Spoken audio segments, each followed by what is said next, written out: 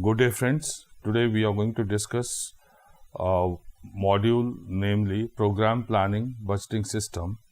Now, Program Planning Budgeting System, or we also call it as PBBS, is primarily a system to help decision makers to allocate resources according to the needs of the organization and its programs. Now, since it was felt that line item traditional budget was unable to deliver with respect to outcomes. Now, line item budget, our budgeting system is also or can be explained where the items are grouped by cost centers or the departments, where the data is available as far as the ongoing projects are concerned. And we also have a data from the past, and on the basis of that we prepare the estimates for the future to carry out the activities. Now, basically, this PBBS system has emerged as an alternative system which was initiated to improve governmental activities with respect to efficiency and effectiveness. The underlying notion is that all allocatory decisions must be made while keeping in mind the output and performance. Now, in this PBBS, basically we are trying to study input and output relation, what goes in and what comes out. Now, that is determined. Whatever resources we are pumping in, are we realizing or getting the same kind of benefits which we expected from spending the money in a particular program or a plan. Now, this PBBS or Program Planning Budgeting System evolved especially after the classical school of management thought or classical school of management thought or administrative thought was interested in including rationality in an organization. Now, as we know, the rationality here refers to the requirement of the organization. On the basis of the requirement of the organization, how the money is to be allocated. That means when we talk about rationality, we are also talking about the prioritization of activities in an organization. Now, for the first time, the origin was seen somewhere in 1924 at the General Motor Corporation, and then the Second World War by the War Production Board. Now, finally, this concept took off in 1950s by the Rand Corporation and gave a definitive framework to the concept of PBBS. When it got a contract of the US Air Force in 1965, President Johnson made PBBS mandatory in US for all the agencies of management of federal government. Now, this is the brief background of this program planning budgeting system. Now, program planning budgeting system integrates three things, that is planning, programming, and budgeting.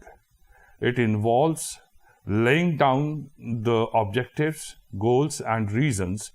That means why the organization has been established, what are the objectives, what the organization wants to achieve through objectives, that is goals, and why it has been created, because any organization is created with some kind of a justification. No organization is purposeless. So they have to identify the purpose, that is the reason, and on the basis of this objectives, goals, and reasons, they talk about the importance of performance related to programs are chalked out. It also gives information about the output programs. As I said in the earlier part, that output is the result. That is, in simple words, the result of the program on which the money has been spent in carrying out the activities or the program. The major thrust of PBBS is to find out the reason why an agency needs money to make apportionment of funds PBS also makes possible by having an option of programs and selecting the best to get optimum outcomes. It also bridges the gap between the line item and the program budgets. PBS, as I said, it focuses on planning and analyzes instead of governmental financial resources. In nutshell, it assists decision makers of an organization to allocate resources according to the need of the organization. Friends, PBS is a planning, implementing and control system and comprehensive decision-making instrument is designed to accommodate and integrate multiple functions. Now, in simple words, PBS can be explained as it helps the responsible officials to make decisions. It is not a mechanical substitute for good judgment, political wisdom and leadership of these officials. Now, which means that it is a reasoned approach where when we are talking about taking a decision with regard to any problem which can be accurately described in quantifiable terms. Now, in this which we try to say that how the things can be quantified. The stress is whatever decisions we are taking in organization, can these decisions be quantified? PBS bridges the gap between the planning and the budgeting, as we said, with the help of programming by rationalized decision-making process. Now, there are four major components of PBS model which are available in today's literature.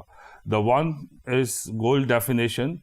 Now, PBS usually is initiated with defining objectives and sub-objectives by the authorized decision makers and heads of the department.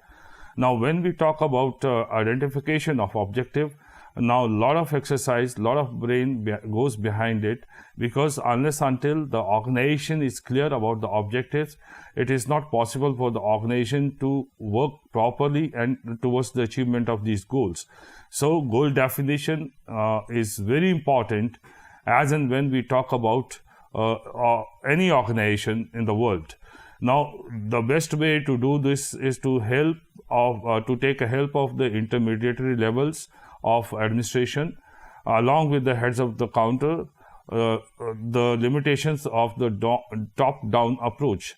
Now, as we know that in many organizations, we normally categorize people into three categories, that is top management, middle management, and the lower management. Now, as we, in simple words, we say the top management people are responsible for policy taking decisions, because they are the people who are the think tank of the organization. They decide which all activities are to be performed by the organization. Medium level people are helping, or intermediate level people are helping that decision to translate into action. And actually the lower people, the lower strata of the organization, of the people in the organization are carrying out that. So when we talk about the policy decision to be taken by the top, they should take the help of the middle level management, because they are the intermediaries and they are the people who are going to assist the top management in realizing or implementing that decision vis-a-vis achievement of goals. The second component is of PBB model is the development of a program structure. Program structure is made up of program categories which have objectives as is the basis. Now, which means that whenever we talk about an organization carries out many activities simultaneously. So every activity, because no organization is performing one single activity, because in order to realize your goals or objectives, there are numerous activities which are being carried in the organization simultaneously. So the basic point is that unless until these activities they are completed in time, so then only we talk about realization of goal or objective. For that, we need to coordinate all these activities in such a manner that there is no delay, there is no wastage of money or funds. So it helps us in achieving the targets. Now, in this, we also, when we are talking about coordination, we also take into consideration the environmental and political factors, which can change the very concept of the program structure. Because we are living in a system where we have imperfect market. So when we have an imperfect market, the organization needs to accommodate all those changes or things which are beyond the control of the organization. Like, as I said, environmental factors, or as I said, the political factors. Now, these needs to be incorporated or should be visualized by the organization while talking about realization of their objectives. Because once within the organization, the management can control the organizational, any activity carrying out at the organization level. But what is going to happen outside the organization, it is not in the control of the management. But it is important to adjust these factors in such a way the performance of the organization is not hampered because of the political or environmental factors. Now, this step involves making comparisons and trade-offs among the defined goals and the ways to accomplish these goals. The program structure is generally broken. As I said, there are numerous activities, and one activity can be divided into smaller activities or smaller parts, or founded on the basis of sub-objectives. Now, that means one activity is to be divided possibly in all sub-parts, maybe 5, maybe 10, maybe 20, depending upon the nature of the activity. And let these activities work simultaneously. And on completion of these sub-activities, then the total activity will be completed. So in this we are talking about all these activities must have objectivity. In reality, this requires coordination, which normally is lacking in a program structure. The third is the major PBBS documents which are available with us, which talks about program structure, is one of the major documents where we have multi-year program and financial plans. We have special analytical studies. We have program memoranda. And the most significant document of PBBS is the multi-year program and financial plans. It has normally these features. It is based on a program structure. It spans over a period of usually 5 years. It consists of considered as well as finalized activities. It comprises of the department head's thought about the plan and the time period. And finally, it converts estimate costs and receipts into fiscal terms. The third component is cost-benefit analysis. Now, cost-benefit analysis is a comparative study looking into costs and benefits of a program, and it means to achieve the objectives. Now, it assists the government to select the right objective. It determines the net benefit of the entire project so that the project with the maximum net benefits can be included or selected. It ensures that funds are not hijacked from different areas, which implies that cost-benefit analysis ascertains if the diverted funds from the other areas to public sector are not are of an elevated value. Now, when we analyze cost-benefit analysis, it consists of first defining goals. That is, the goal of a specific program has to be defined in specific terms. That means which can be quantified into long-range and short-range objectives. Now, when we are defining these objectives, the purpose behind is to see that which goal or which objective is going to give you the maximum result. Now, second thing is we talk about declaring alternatives. Now, as a student of public administration, we believe that whatever we wish to do in our life, in an organization, or maybe in a personal life. Now, when we decide to do anything, any situation, when we want to deal with it, if you rationally think about it, you will find that there are a number of ways or alternatives to do a particular thing. Anything may have a number of alternatives, maybe 3, maybe 4, maybe 5, maybe 6. And the point is, now here we have to be very rational in our approach, because each alternative will give you some kind of a benefit. But in a given scenario, when we compare these alternatives, so we choose the best alternative which gives you the best result. So in this case, when we are talking about declaring alternatives, we are looking for an alternative which gives us the maximum benefit, and that needs to be retained. Because when we do certain things, when we plan or discuss a particular situation, when we define a goal, now these goals are futuristic, which the organization wants to realize from over the period of time. Now, in realization of that goal, the organization may come across many hurdles. As we suggested earlier, within organization, you can control your working climate, you can have your own situation, but there are certain parameters or there are certain factors which are beyond the control. The example which we gave was environmental and political. Now, sometimes even if you wish to carry out any activity which according to you is the best, but the situation may not allow you to perform that kind of a work because of the external factors. Now, these political and environmental factors are also classified as external factors. Now, the organization can control internal factors, but do not have control over these external factors. So, within a given situation, the alternative which gives you the best result, we retain that in terms of when we define in terms of the alternatives.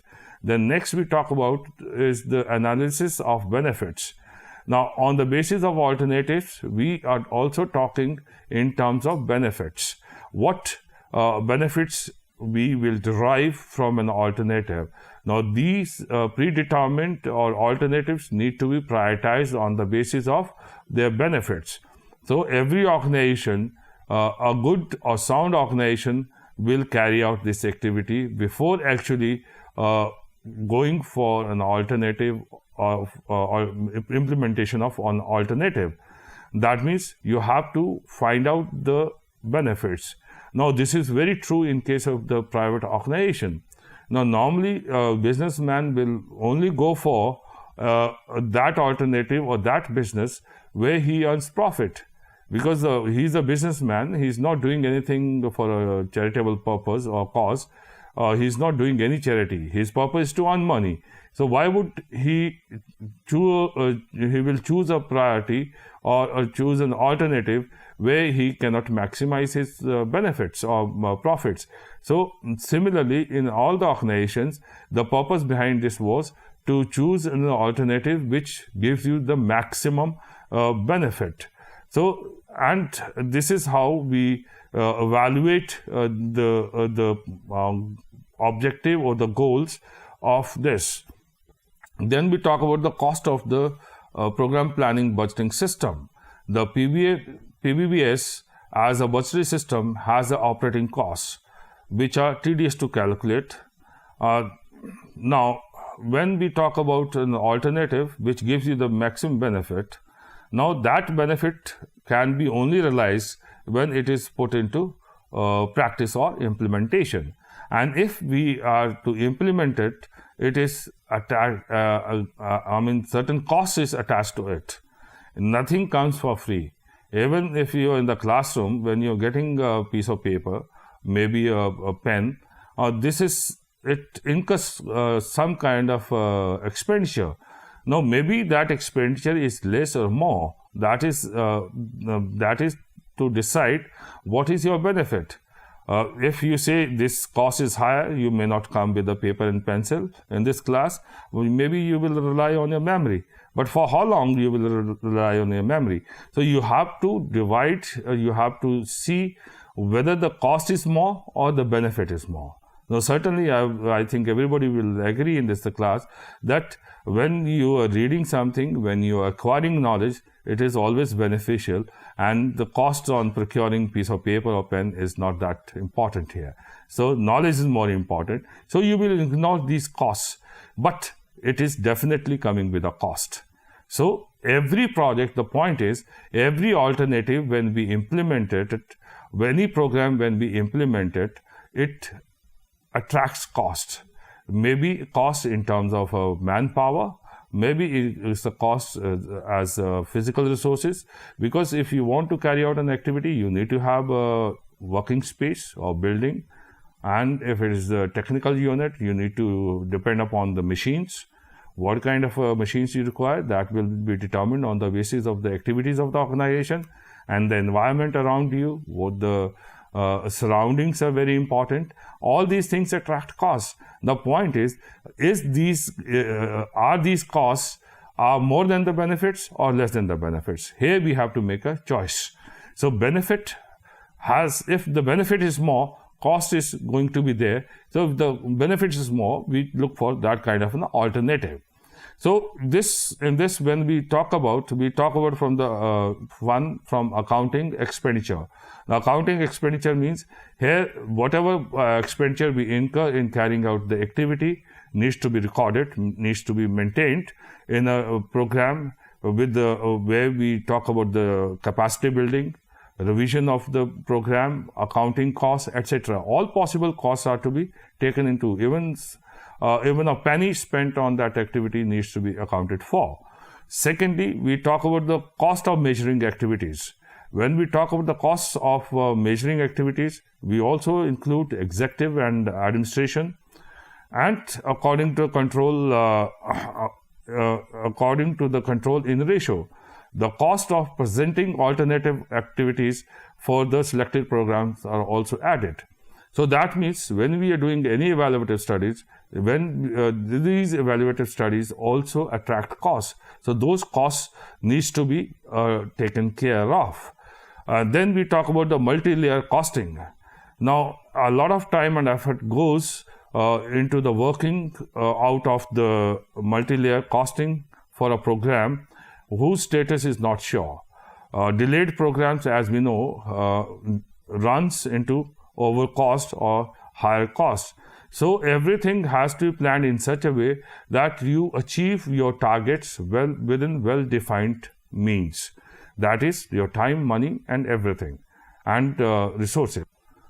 Now, these whole costs, exercise involves costs that may be for the organization, internal efforts, or in case where external agencies are hired.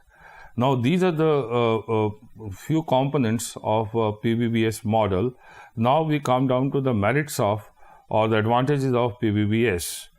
Now, as we see that PBBS is a system which is not all about the costs and shortcomings. In fact, this system didn't work well, but it makes a governmental program management better. In the sense, by looking into the various advantages like presentation of objectives. Now, PBBS primarily stressed on the stating of objectives. Now, everywhere today we are talking about that a lot of effort is made while stating the objectives. Now, why we want to carry out a particular program or a policy, that is very important. And same thing we talk about in governmental programs and budget. Now, this is a significant shift in the light of the executive asking for funds from the parliament, where they try to justify their objectives, why they want to do or achieve or carry out these objectives. Second, talks about linkages between goals.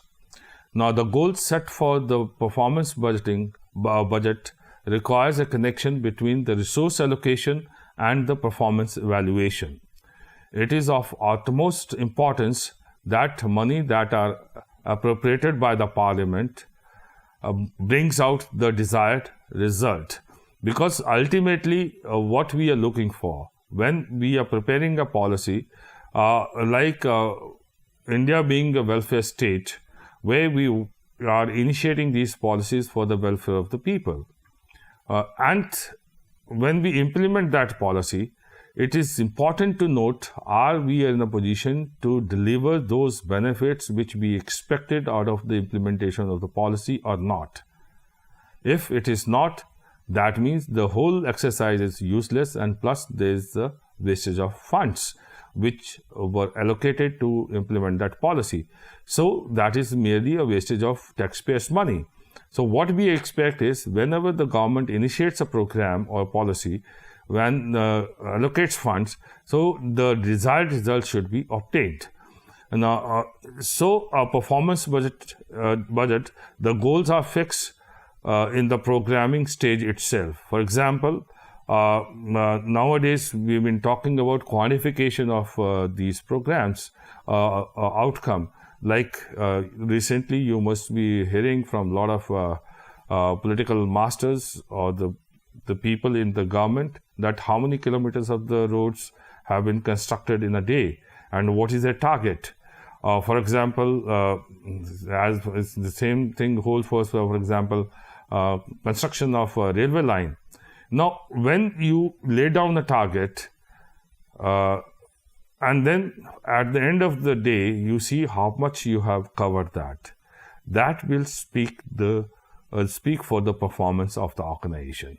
Ultimately, organization will be judged by its performance, what it had thought to do, whether it has really been able to do so in a fixed time or stipulated period of time. Now, these programs, what we talk about is linking, that is the linking between the target and the actual outcome. So hence, when we link it from input to output to get performance results, it is an advantage over the traditional form of budgeting, like where we consider the alternatives by doing a cost-benefit analysis. Then we also talk about budget analysis.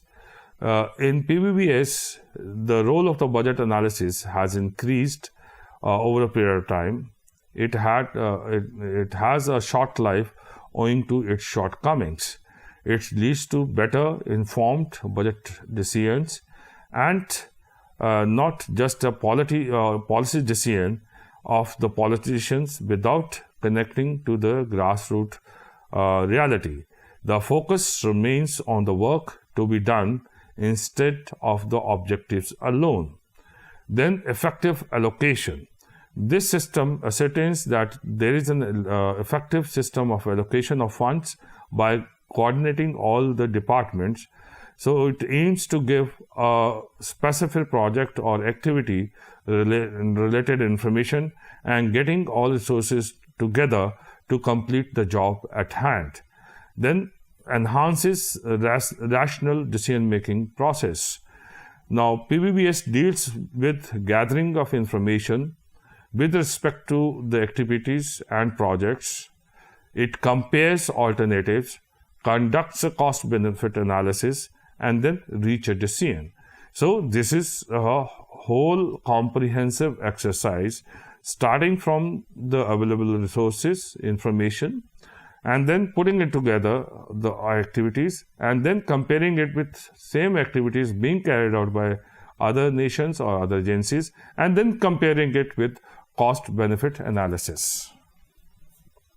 Some other advantages of PBBS are re-evaluation of the functions and objectives of the agency, gathers relevant data on inputs, outcomes, and their connection to objectives, create an awareness of planning, budgeting, and performance amongst the top executive. It raises the quality of program evaluation. Now, there are certain thinkers and officials who felt that PBBS must be continued to improve the governmental execution of programs. But as we know that no system, no technique is free from shortcomings. Every technique has its own advantages. Every technique has its own disadvantages. Now, similarly, we have certain limitation of program planning budgeting system, because of which PBBS didn't have a lasting effect and could not survive for a longer period of time because of its inherent shortcomings and problems. Now, these limitations can be classified as feasibility of defining objective. Now, it becomes difficult to have a feasibility of defining objectives and the goals of a program because it becomes difficult to prepare various alternatives and information based on that, and a lot of because it requires a lot of trained personnel and working houses are required to prepare objectives and alternatives. Now, which means now this program planning budgeting system requires highly trained people who can talk about alternatives, who can study about the alternatives, who can talk about the outputs or the outcomes. Now, normally we see that in an organization, now there is a shortage of trained manpower who can help in implementing of this. This is one of the area where the government has failed, and that is why it was not popular. Why it failed? Because of lack of trained manpower. Then specifying objectives. Now, sometimes it becomes difficult to specify objectives quantitatively. We have to deal with many sectors where quantification is not that easy. For example, education sector, how much money is given or allocated or apportioned to this sector? Are we getting the same result what we expected? No, because here we are dealing with the human behavior, and human behavior behaves differently in a different situation.